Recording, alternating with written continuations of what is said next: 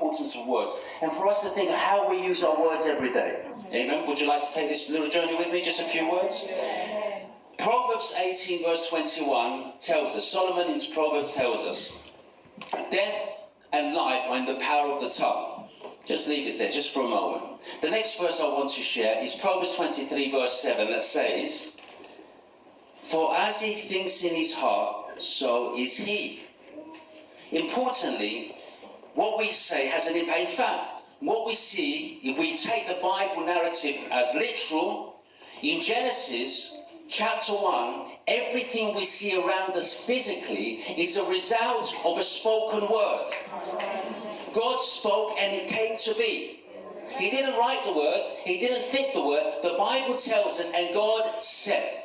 In fact, there's about 10 times, I believe, if I'm correct, approximately 10 times in Genesis chapter 1, it says, then God said. And everything came about into existence by the power of the word, the resonance of the word. Something happens by vibration resonance. Amen. So when we speak, things happen without us even knowing, realizing the impact, effect, short or long-term effect it has by the sound of our voice and what we are saying. Okay?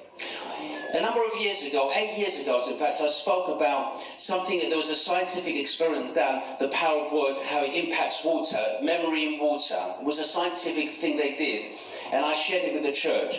And as a result of this, Deacon John's wife, Janet, she went and she did the experiment at home to see if it worked. And I actually have it here. It's at the back here. I just want to show you, Pastor Deacon Andrew will bring. I just want to show something very important, because we're told that we are made of over 66% of water.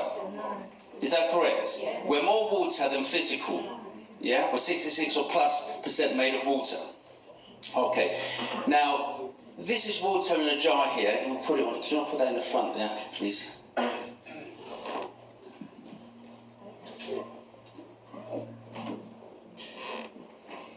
These jars were filled with water. There was rice placed in each one, and they were put in different. So where's Janet? Is she here? Janet, where did you put them in the house? They were in the same room, but in different places. In the room. Okay. So she was going for 30 days. She went to each one individually. To one she said, "I hate you." To one she ignored. The other one she said, "I love you." For 30 days. This is true. This was done scientific. It wasn't set up. It's not a setup to make us prove a point. This is actually was done. Is that correct? You didn't change the watercolors. They began in the same way. After 30 days, the one that she was saying, "I love you," remained crystal clear. Wow.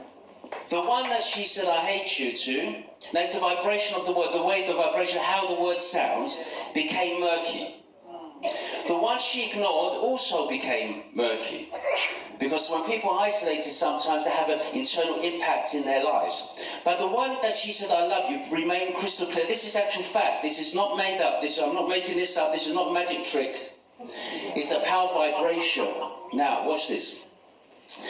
8 years have passed. And this has remained crystal clear. This has remained murky. And this has remained murky. Now let me say something. That's the power of the word. So when you speak something negative into someone's life, after a long period of time, that will still have its impact in their life. And they need healing. Something has to happen to reverse this negative impact in people's lives. So we need to speak positive to each other, encourage each other, speak kind to each other. It doesn't cost anything to be kind. And it helps people move on with life, overcome the difficulties, their challenges in their lives. You know, the thing is that neuroscientists say this. This is again, I did the research. Okay, I did the research. Neuroscientists say that 98% of ailments are not due to DNA or environment. They're due to thoughts. Your thoughts have a negative impact on your health and well-being. Change how someone thinks will change your whole makeup of how you feel. Your equilibrium, your inside, your internal disposition can change by the way we speak. Disqualify the negative and bring the positive. When you speak negative, it has a repercussion on you sometimes, more than you know it. So always speak good words, be kind. and you change your disposition by being kind to one another. In fact, the Apostle Paul tells us in Colossians chapter 4:6, when we speak, we have to season our words.